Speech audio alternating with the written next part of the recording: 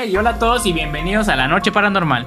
Déjame decirte que si tú eres de esas personas que se sienten fascinadas y atraídas por los temas de misterio, leyendas, asesinos en serie y fenómenos paranormales, este programa está hecho para ti. ¡Comenzamos!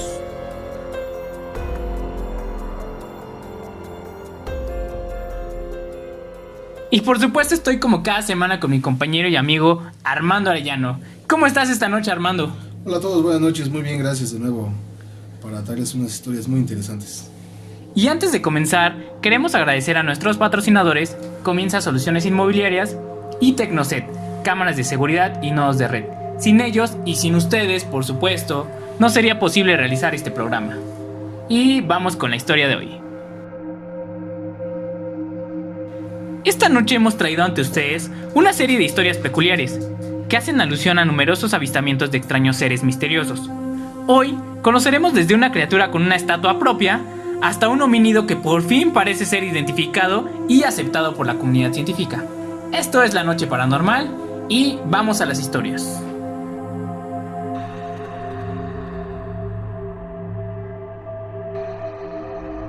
Vamos a empezar con el Mothman o el hombre polilla. Nos encontramos en la noche del 15 de noviembre de 1966, a las afueras del pequeño pueblo de Point Pleasant, en Virginia, Estados Unidos. Dos parejas de adolescentes se encuentran circulando cerca de un viejo almacén abandonado, que sirviese durante la Segunda Guerra Mundial. De pronto notan algo extraño, sobre lo alto de aquel edificio. Al parecer, se trata de dos faros rojos que desprenden una luminosidad muy intensa. El auto se va acercando cada vez más y aquellos intensos faros lucen más grandes y luminosos. Cuando se encuentran lo suficientemente cerca, dan cuenta de que aquella luminosidad en realidad proviene de dos enormes ojos que desprenden un rojo carmesí muy brillante y que pertenece a una extraña criatura alada de por lo menos 2 metros de alto, color gris oscuro, y pareciese que aquel ser fuera mitad hombre y mitad paja. Rápidamente deciden dar vuelta atrás y huir de aquel lugar a más de 160 km por hora. Sin embargo, se percatan de que la misma criatura aparece en una cercana colina, a la orilla de aquella carretera, y son testigos de cómo el ser despliega sus alas como si se tratasen de alas de murciélago. De pronto, aquella aterradora criatura vuelca a toda velocidad sobre ellos, que inevitablemente son presas del pánico. El ser alado rápidamente se coloca a la altura del automóvil, al tiempo que emitía un extraño chillido. Y así continuó la persecución por unos cuantos kilómetros más, hasta la entrada del pueblo de Point Pleasant, donde el ser desaparecería de forma repentina y misteriosa. Después de las declaraciones de ambas parejas acerca de lo que habían presenciado aquella terrorífica noche, el sheriff de la entidad daría a conocer el suceso a la prensa local, y así surgiría el mito del horripilante ser bautizado como Mothman, el hombre polilla. Imagínate, ¿no? Estar dentro en medio de la noche y encontrar, primero que nada, esos ojos, ¿no? Porque lo que mencionan algunos testigos que afirman haberlo visto, que es una mirada muy penetrante, y aparte el chillido, ¿no? Sí, como lo mencionas, en medio de la noche debió ser algo sumamente aterrador. Claro. Y bueno, el chillido, aparte de ser tan profundo, de ser tan grave, que los paralizaba por completo. Claro. Según algunos testigos que lo... Bueno, por lo menos de terror los paralizaba, ¿no? Claro, sí, obviamente sí. Aquella vez no fue la única que el Mothman sería observado en Point Pleasant, pues a lo largo de 13 meses entre noviembre de 1966 y diciembre de 1967, el ser fue avistado por poco más de una centena de testigos y siempre cercano a la misma zona. A la par de dichos avistamientos, se suscitaron una serie de acontecimientos extraños en aquel pueblo: presencia de objetos luminosos en el cielo, mutilaciones de ganado y también esporádicos encuentros con los llamados hombres de negro, que amedrentaban constantemente a los testigos que afirmaban haber presenciado al Mothman. A raíz de toda esta inusual actividad, algunos escritores como el renombrado John Keel se trasladaron hasta la zona para documentar e indagar en los motivos por los cuales aquel lugar de Virginia se encontraba tan activo. Sin embargo, toda esta inusual actividad tendría un punto álgido el día 15 de diciembre de 1967. Aquel trágico día, el puente que unía a Point Pleasant con el estado de Ohio, colapsó en su totalidad. Aquella tragedia acabaría con la vida de 46 personas que se encontraban circulando en ese momento sobre el Silver Bridge. Y en un hecho inaudito, la mayoría de las víctimas habían sido testigos presenciales de las apariciones del Mothman ocurridas en meses anteriores. Según el mismo escritor John Keel, varios habitantes de la localidad de Point Pleasant, así como muchas de las víctimas del incidente en el puente Silver Bridge, habían tenido sueños premonitorios de aquella tragedia, justo después de sus encuentros con el Mothman. Por ejemplo, la señora Thomas contó que después de su breve encuentro con la criatura, soñó por varios días que algo terrible sucedería en aquel lugar, y vio gente huyendo a toda velocidad de aquel puente.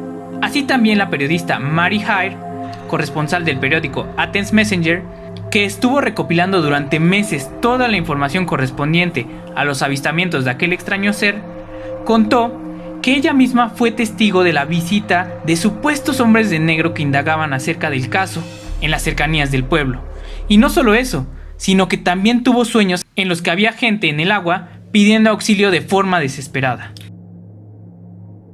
Algún mensajero. Claro. De algo que no conocemos, ¿no? Claro, que posteriormente se le denominaría también, bueno, uno de los tantos nombres que se le ha dado es el mensajero de la oscuridad. El mensajero de la oscuridad, así es. Ok. Tras aquellos lamentables sucesos, los avistamientos del Mothman cesaron de forma repentina en aquella ciudad. Sin embargo, y a lo largo de 53 años desde aquel 1966 en que fue avistado por primera vez, se tienen registros de personas alrededor del mundo que aseguran haber tenido encuentros esporádicos con el Mothman. Por ejemplo, se le pudo ver cerca de la ciudad de Pripyat, varios meses antes de la mayor catástrofe nuclear de la historia. Por supuesto, estamos hablando de la explosión del reactor 2 de la planta nuclear de Chernobyl. También se la ha visto en países como Rusia, Chile, Japón, Argentina y recientemente inclusive en México, previo a los temblores de septiembre en 2017. Incluso en México también ha habido varios avistamientos del Mothman. No recuerdo si fue la parte de Chihuahua. Estás en lo correcto. En Chihuahua hubo un avistamiento de un joven. Ajá, de un joven precisamente que afirma haber visto un ser con todas las características mencionadas, ¿no? Claro. ¿Qué pasa después? El acontecimiento se desata una gripe. Ah, claro, fue previo a la gripe, a una epidemia de gripe en el país. Así es, fue una epidemia bastante grande, bastante fuerte, ¿no? Previo a la epidemia de gripe A, me parece. Entonces, en este momento ya podemos llegar quizás a una especie de conclusión en el que realmente sí es un mensajero o es, no sé, si lo llegan a topar en algún lugar en específico, significa algún tipo de catástrofe.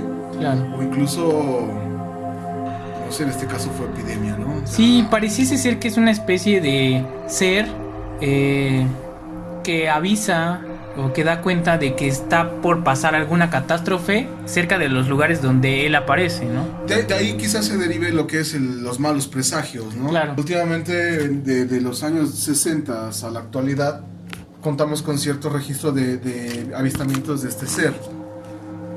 Quizás en la antigüedad no hay algo escrito formal. Claro, no había forma de llevar registros tan minuciosamente. Sí, claro.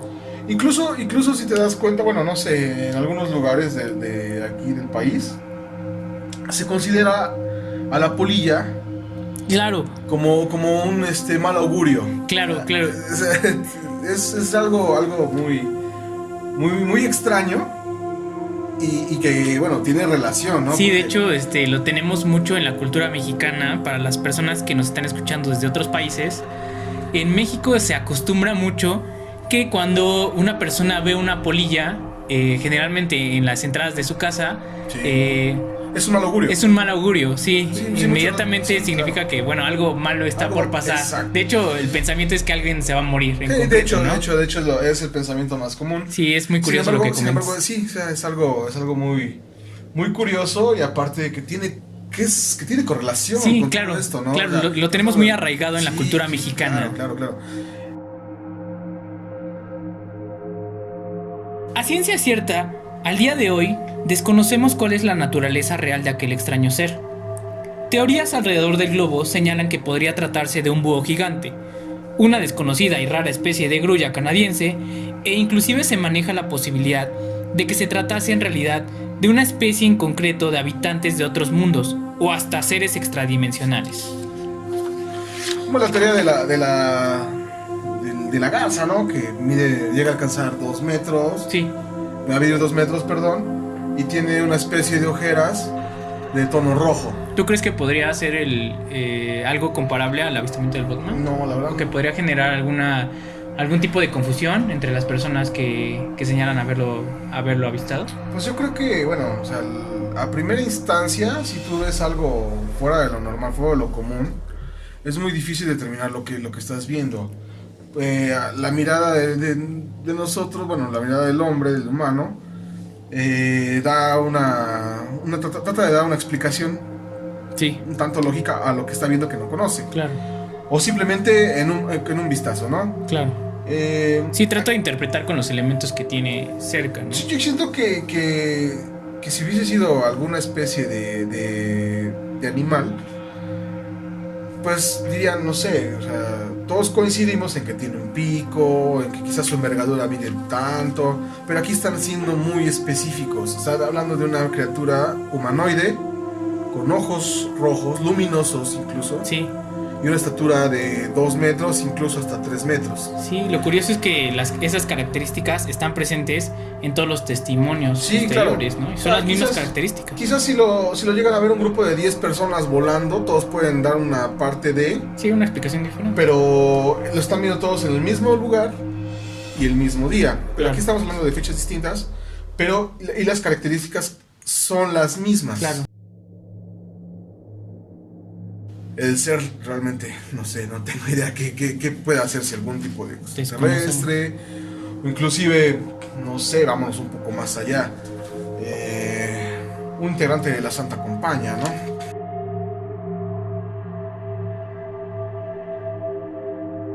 No obstante, una cosa es cierta. Todos y aquellos avistamientos tienen una importante característica en común. Se han presentado antes de grandes catástrofes humanas, por lo cual el hombre polilla se ha convertido en el imaginario popular en un ser que presagia caos y destrucción, es decir, un mal augurio.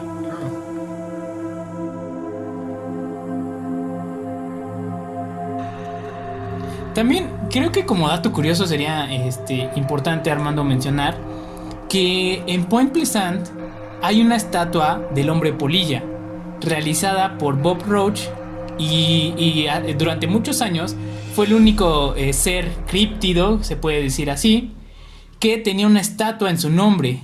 Yo creo que es algo bastante interesante, ¿no? Imagínate el peso de todo, más bien el acontecimiento tan grande que generó. Claro. Para que se le reconociera de esa forma, el ¿no? primer ser sobrenatural tener una estatua, ¿no? Claro, y es uno de los puntos de atracción principales hoy en día en Point Pleasant, en Virginia. Inclusive si lo gustan googlear, sí, se nota el ser con las características, un humanoide, sí, con los ojos rojos. Sí, están viendo ahorita los amigos que nos están sintonizando a través de Facebook y de YouTube. Estamos viendo ahorita en este mismo instante las imágenes de esa estatua y como pueden ver es bastante llamativa y bueno, pues como mencionábamos, uno de los principales atractivos de Point Pleasant que hace referencia al pueblo, a la historia del pueblo, ¿no? Claro, sí, yo creo que es muy interesante, hace referencia a un acontecimiento importante, terrible pero importante, sí, que sucedió en aquella población. De hecho, hay una película de estos sucesos que salió en 2002, protagonizada por Richard Gere, y se llama Las profecías del Mothman. En México creo que se llama La última profecía. La última profecía, algo así. Y está basada en el libro de John Keel, que obviamente el libro también se titula Las profecías del Mothman, y está bastante bien explicado, o más bien representado en lo que acabamos de comentar acerca de las premoniciones, sí, y también de los avistamientos. Sería bueno que echaran un vistazo a esa película. Sí, vale mucho la pena, la verdad. Claro. La personal, la película me gustó bastante. Sí, a mí también, es uno de mis favoritos. Sí, incluso, bueno, se centran en un personaje específico. No, pero sí está basada en la historia de John Keel, como lo menciona. Claro, los acontecimientos en general están bien retratados ahí en la película. Me parece que es bastante fiel. Para darle más sentido al protagonista, pues, claro. ponen dos. Sí, obviamente como toda película se dramatiza un poco, pero en sí la historia general pues es la misma. Sí, claro, exactamente. ¿Y qué les parece si pasamos a otra criatura misteriosa? Se trata del Sasquatch, Bigfoot o Pie Grande. En 2006, el director canadiense, experto cazador, ecologista y expedicionista Todd Standing, junto con su equipo de colaboradores, tras meses de investigación, lograron realizar 2 grabaciones de alta calidad de lo que según ellos se trataba de una especie de primate nunca antes presenciado tan claramente por la humanidad. Según Todd, este primate es la especie viviente más semejante a los seres humanos en el planeta, y los identificó como los míticos Bigfoot o Pie Grandes, protagonistas de cientos de avistamientos y leyendas a lo largo de Estados Unidos y Canadá. En palabras de Todd Standing, y cito literalmente: "Yo no soy un creyente del Bigfoot. He pasado 10 años investigando a la especie y puedo decir sin duda alguna que es una especie que existe. Sé que hay una población que vive, respira y prospera aquí, en los bosques de Estados Unidos". Incluso hay un reportaje en el cual una familia afirma haber convivido con una familia de pie grandes. Pie grandes, mira qué curioso. Sí, o sea, y ellos lo describen como unos seres, porque no son personas, ¿no? Unos seres muy pacíficos, pero que tienen cierto miedo a acercarse hacia a la civilización, a los humanos en concreto. Claro. Esta persona, esta familia, no recuerdo si estoy hablando de Estados Unidos o Canadá, afirma que tiene una especie, bueno, una amistad, una cercanía, ¿no? O sea, dentro del entorno de su vivienda. Claro. Es curioso que lo comentas porque coincide mucho con la visión precisamente de Todd Standing acerca de los Bigfoot. Sí. Y vamos a saber por qué. Tras aquel primer encuentro de 2006 con Pie Grande, Standing regresó a la posible zona de aquellos avistamientos. Esta vez fue en el invierno de 2012, donde pasó 5 días y 4 noches en pleno bosque a temperaturas bajo cero y con aproximadamente 90 centímetros de nieve, persiguiendo a lo que él creía se trataba de un grupo pequeño de Bigfoots, y los encontró, o mejor dicho, ellos lo encontraron a él. En la cuarta noche, mientras Todd se disponía a dormir cerca de un árbol, de pronto pudo divisar a 3 Bigfoot que se acercaban a él y que llegaron a estar a menos de 9 metros. Uno de los Bigfoot arrojó grandes bolas de nieve directo a su cara, mientras otro de ellos lanzó un gran tronco que cayó muy cerca del lugar donde se encontraba Todd. Una vez ocurrido esto, y con un evidente nerviosismo y sobresalto, Standing tomó su cámara especial de visión nocturna y pudo divisar justo enfrente de él, a unos 18 metros aproximadamente, a una criatura de unos 2 metros con 60 centímetros de alto y de aproximadamente 400 kilos. Y sé que se lo están preguntando en este momento, y la respuesta es sí. Aquella criatura puede apreciarse claramente en el video número 6 de su investigación. Sin embargo, la cosa no termina ahí, pues a lo largo de varios meses posteriores, pudo videograbar a distintos especímenes de Bigfoots interactuando en su hábitat natural. Y lo más increíble es que como resultado de aquella investigación y con cantidad de material fílmico, su equipo y él lanzaron una petición formal conjunta a los parlamentos de Canadá y Estados Unidos, para que dichos gobiernos reconocieran oficialmente a la especie y así quedara protegido su hábitat natural, que comprende un extenso territorio de bosques ubicados entre las fronteras de ambas naciones.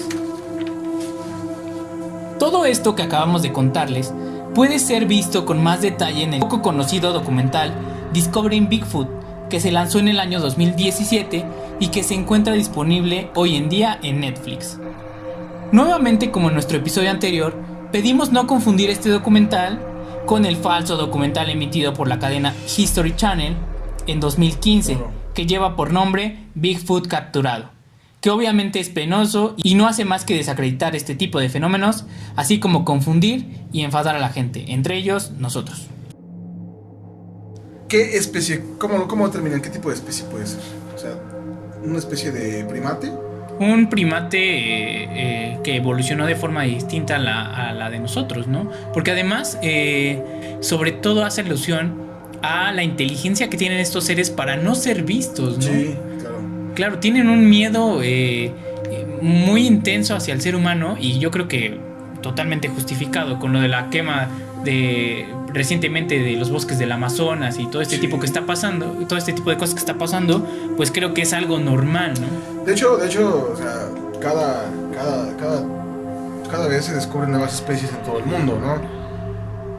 Principalmente en los océanos, incluso han resurgido animales que ya estaban extintos. Claro, sí, eso es cierto. Entonces, bueno, el planeta es caprichoso y nosotros no podemos ser tan egocéntricos en pensar que conocemos todo el planeta como claro, tal. Y que nosotros somos la especie más inteligente, porque Así creo es. que no es cierto del todo, ¿no? Ahora, quizás estaríamos hablando del eslabón perdido. No lo sé, digo, en concreto no lo plantean en el documental de esa forma, como el eslabón perdido, pero sí hablan que es una especie totalmente desconocida de un homínido, y sobre todo no tanto en su apariencia, que sí son bastante diferentes a los primates que conocemos en los zoológicos, ¿no? O que hemos visto en los libros, pero sí hace mucho hincapié en que en primera pues sí caminan en dos patas, y además tienen una inteligencia hasta cierto punto superior a la de nosotros, porque inclusive podemos apreciar cómo él con su equipo tratan de capturar los videos en varias ocasiones usando varias artimañas, y son burlados, ¿no? Por este tipo de seres que saben precisamente pues lo peligroso que puede ser el ser humano. Sí, claro.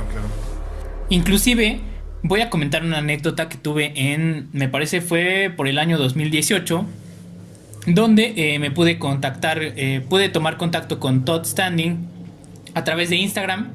Y bueno, fue una conversación muy breve, pero le pude preguntar si esto que acabamos de ver en el documental era totalmente cierto, o todavía se tenían que realizar estudios para confirmar la autenticidad de la especie. Y lo que me confirmó es que no había duda de que la especie existía, y que inclusive la petición conjunta que pudimos, de la que mencionábamos hace unos momentos, realizada a los países de Canadá y Estados Unidos respecto a la protección del hábitat del pie grande, existe y la pueden checar.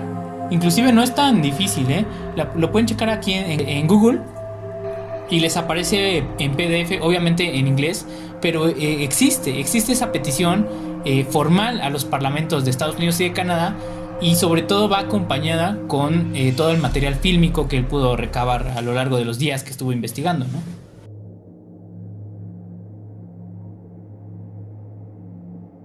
¿Y qué les parece si seguimos con una criatura local? Adelante. Y se trata de los nahuales mexicanos. De acuerdo a las antiguas creencias prehispánicas mesoamericanas, todos los seres humanos nacen atados al espíritu de un animal protector que fungirá como guía durante toda su vida. En general, dicho espíritu animal se manifestará ante su portador regularmente en sueños o reflejando cierta afinidad hacia una bestia en particular. Sin embargo, existen individuos con tal conexión y dominio sobre su espíritu animal que les permite tomar la forma de este durante un determinado tiempo. Estos individuos con tan increíbles habilidades son llamados nahuales, palabra que proviene del náhuatl nahuali, que significa oculto o disfraz. Según la tradición prehispánica, solo aquellas personas con rangos muy importantes dentro de la sociedad tenían esta inusitada habilidad, es decir, guerreros importantes, grandes brujos y poderosos gobernantes. La habilidad de transmutarse en animal también era usada por los antiguos dioses. Por ejemplo, Quetzalcóatl se transformaba en una serpiente, y Huitzilopochtli, que tomaba forma de un colibrí. De acuerdo a la tradición mexicana actual, los nahuales aún existen entre la población y se tratan de pequeños grupos de brujos indígenas que se encargaron de conservar y transmitir los antiguos ritos y conocimientos necesarios para intensificar la conexión de una persona con su espíritu animal, hasta el punto de convertirse en este a voluntad. Creo que todo mexicano, tenemos una leyenda que contar acerca de un nahual. Claro, pueden ser también animales con comportamiento humano. Por ejemplo, podemos ver perros caminando en dos patas o ese tipo de situaciones anormales, ¿no? Claro. Que nos dan a entender que no se trata del animal en cuestión.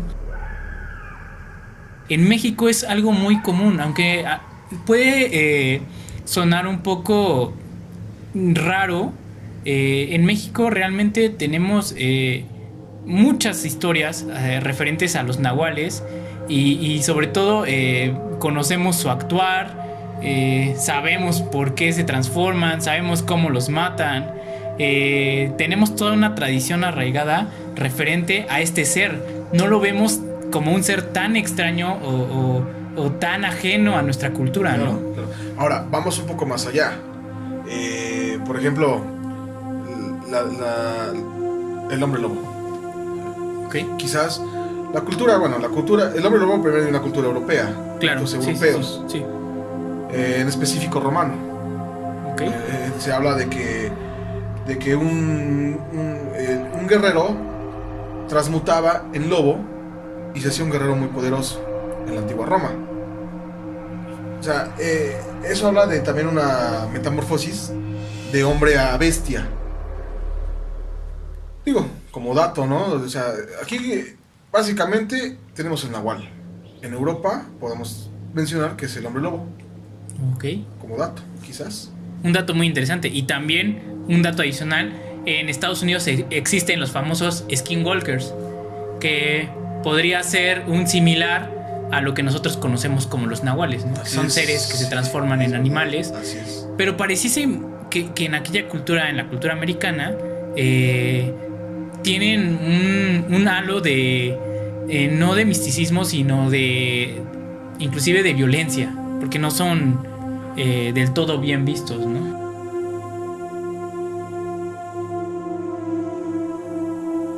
Existen muchas versiones respecto a este acto de transmutación. Algunos estudiosos del tema aseguran que el acto de transformarse en un animal no es del todo literal, sino que más bien los místicos rituales buscan proyectar el alma del brujo hacia un determinado animal para manipularlo a voluntad, mientras su cuerpo permanece dormido en su casa, y que por cierto bajo ningún motivo deberá ser tocado, para lo cual deberán dar 7 vueltas alrededor de su cama antes de dejar su cuerpo humano. Existen crónicas coloniales que indican que en ocasiones algunos animales que se encargaban de sembrar caos y terror por las noches dentro de las comunidades alejadas eran cazados y asesinados por los pobladores, y por la mañana siguiente amanecían como cadáveres de hombres. En otras ocasiones, cuando solo llegaban a mutilar alguna parte de aquellas bestias, por la mañana dichos restos se convertían en manos o pies humanos. A lo largo del territorio mexicano, y como lo mencionábamos anteriormente, abundan las historias de encuentros con extraños seres, principalmente en forma de perros, escorpiones, burros o cerdos que hablan y caminan en 2 patas. Inclusive, las leyendas señalan que algunos de los héroes nacionales del país deben su éxito a que poseían la habilidad de convertirse en nahuales. Por ejemplo, el caudillo Emiliano Zapata, héroe de la Revolución Mexicana, de quien se dice fue iniciado a los 9 años por sus padres, quienes pertenecían a un antiguo clan azteca o calpuli, que se hacía llamar Nahui Olin, que significa 4 movimientos, y que fueron responsables de enseñar a Emiliano Zapata los ritos prehispánicos necesarios para convertirse en un nahual, y así moverse en determinados entornos sin ser detectado.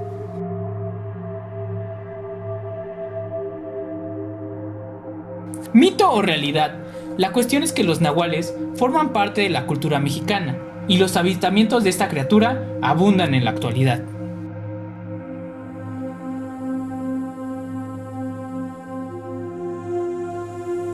Y ahora vayamos a nuestro país hermano, ¿te parece? Claro. España, en donde nos siguen varios escuchas a través de iVoox.com y a quienes aprovechamos para enviarles un afectuoso saludo desde aquí y agradecerles pues todo el apoyo que nos están dando desde allá, desde nuestras tierras hermanas. Seguramente ellos conocerán muy bien esta historia. Se trata del hombre pez de Liérganes. Lamentablemente no es una historia muy conocida en México, pero créanme que es bastante interesante y sobre todo tiene tintes muy románticos. Claro, es la palabra que me acabas de robar. Tiene tintes muy románticos. En 1679, un grupo de pescadores que se encontraban en la bahía de Cádiz, en Andalucía, España, divisaron por varios días a un insólito ser de apariencia humanoide, que se salía y se ocultaba en reiteradas ocasiones de la superficie. Tras varios intentos infructuosos por atraparlo, finalmente tuvieron éxito utilizando para ello una buena cantidad de cebo y varias redes de pesca.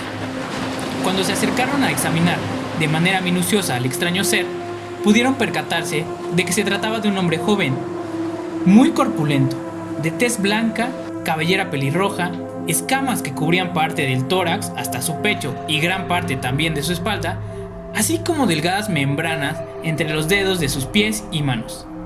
El ser aterrado no podía más que observar con desesperación a sus captores, ya que le era imposible hablar, y posteriormente comenzó a tener ataques de ira, por lo que ante el impacto de aquel acontecimiento y temiendo que se tratase de algún ser maligno o demoníaco, ya saben, por aquello de los numerosos juicios inquisitoriales de la época, los pescadores decidieron entregar al joven al convento de San Francisco, en donde los monjes del lugar se encargaron de interrogarle durante 6 largos días sin éxito alguno. Durante aquellos días que estuvo recluido en el convento, el joven no fue capaz de emitir sonido alguno, solo mostraba un semblante triste y una mirada perdida. Sin embargo, en el 7º día emitiría un sonido que heló la sangre de los monjes del convento. Según los testigos, la criatura que pareciese estar desesperada por aquella situación fue capaz de gritar Liérganes, que obviamente se trataba de una pequeña localidad en Cantabria. Obviamente en aquella época la mayoría de la gente ni siquiera había escuchado de un lugar con ese nombre, y mucho menos había estado por ahí alguna vez. Sin embargo, casi por mera casualidad, aquel acontecimiento había llegado hasta oídos del secretario del Tribunal de Inquisición de Cádiz, que oportunamente contaba con familiares oriundos de Liérganes, y no tardó en enviar una carta preguntando a uno de aquellos familiares si conocían a alguna persona con la descripción del joven que mantenían bajo resguardo. La respuesta fue corta pero inquietante. En Liérganes nunca había acontecido nada reseñable, salvo a la desaparición de un joven de nombre Francisco de la Vega en un río cercano de la región, acontecimiento que había tenido lugar 5 años atrás. Y fue así como un fraile del convento, en concreto el padre Juan Rosendo, decidió abordar una carreta con el extraño joven e iniciar un largo viaje hasta aquel pequeño pueblo de Cantabria, para comprobar si aquel joven de nombre Francisco de la Vega se trataba de la misma persona que habían encontrado con tan peculiares características en la bahía de Cádiz.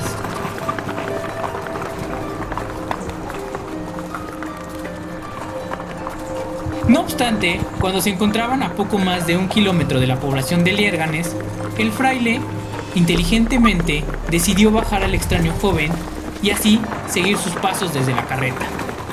El joven, sin pensarlo y casi por instinto, emprendió la marcha a pie y llegó de forma inequívoca hasta la puerta de la casa de la señora María del Casar, quien al percatarse de la presencia del joven, ella, junto con 2 de sus hijos, lo reconocieron inmediatamente como el 5 años atrás desaparecido Francisco de la Vega.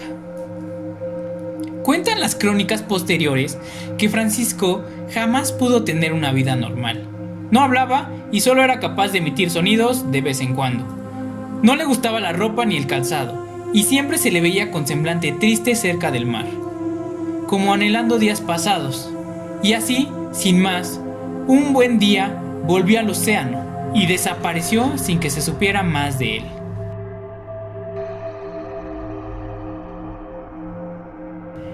Lo más impresionante de este caso es que al día de hoy es innegable que aquella persona al menos existió.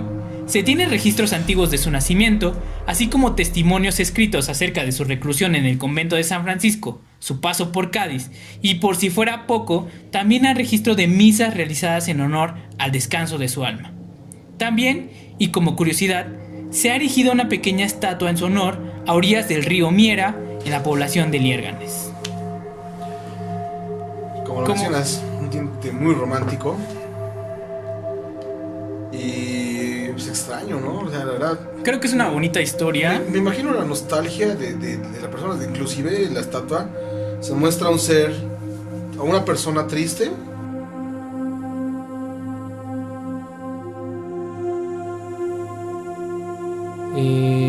Pues triste, una mirada vaga y sobre todo anhelando algo. No sabemos qué pasó esos 5 años. Además, como lo están viendo también los amigos de Facebook y de YouTube, la población de Liérganes y Cádiz, la bahía de Cádiz, pues están de un extremo hacia el otro. Así que, pues bueno, es una hazaña totalmente extraordinaria el haber llegado nadando desde un punto hasta el otro. Por 5 años. Bueno, esto le pudo llevar tal vez 5 años, no sabemos, ¿no? Pero, bueno, lo que también cuenta la leyenda es que era un extraordinario nadador, o sea, tenía mucha velocidad. Incluso era una persona normal. Francisco de la Vega era una persona normal. Aunque con características diferentes. Claro, o sea, como podemos ver, cantaba el nado, era muy ágil. Era muy ágil, muy corpulento y además esas escamas que no sabemos si eran parte de su anatomía natural o puede ser consecuencia de que estuviera tanto tiempo en el mar. Eso es un dato, cuando hice la investigación, es un dato que me llamó mucho la atención. E inclusive en la estatua, como lo están viendo ahora, esos rasgos están pues señalados, básicamente pues están perfectamente retratados en aquella estatua, ¿no? Quizás una especie de hongo. Tal vez. Por demasiado tiempo en el agua, no sé. No obstante, también tenemos que mencionar que suponiendo que haya pasado esos 5 años en el mar, pues ¿dónde los pasó? Porque un ser humano común y corriente no puede estar pues mucho tiempo en el mar, ¿no? Son condiciones adversas. Exactamente. Sí, como decíamos, si es que hubiese alguna duda sobre la leyenda, sobre el nombre y sobre la persona no podríamos tener duda alguna, porque existió. Y de hecho está dentro de la biblioteca de esa comunidad de Liérganes. Claro. Está las crónicas, ¿no? De la época. Exacto. Sí, claro. Y como te lo mencioné hace un momento cuando hablábamos del Mothman, o sea, es un acontecimiento importante, tan importante y relevante que tuvieron que hacer una estatua.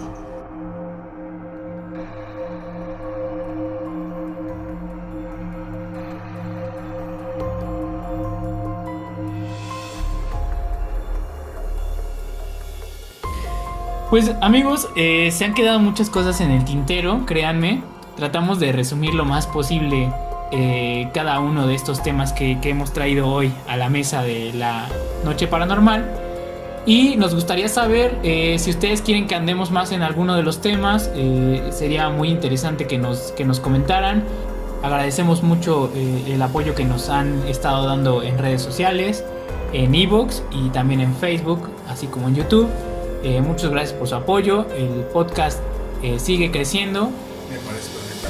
Y bueno, así concluimos el episodio del día de hoy. Vamos a pasar a la sección de saludos. Y aquí vamos. Mandamos un saludo especial para nuestro seguidor Avitox. Muchas gracias por escucharnos. Para Susan Yea, muchas gracias por el apoyo que le has dado al canal. LJH Rots, gracias por seguirnos. Abraham Martínez, muchas gracias. Alejandra Seinos, un abrazo. Cari HB, gracias. Rogelio Vargas, muchas gracias por seguirnos. Amador Val, saludos. Ángel Aca, un abrazo hermano, gracias por seguirnos. Sandía, gracias por tu apoyo. Orlando Arellano, un abrazo mi hermano, gracias por escucharnos. Y para Diego Hernández, muchas gracias. Esto ha sido La Noche Paranormal y nos vemos en el siguiente episodio. Hasta luego. Adiós, amigos.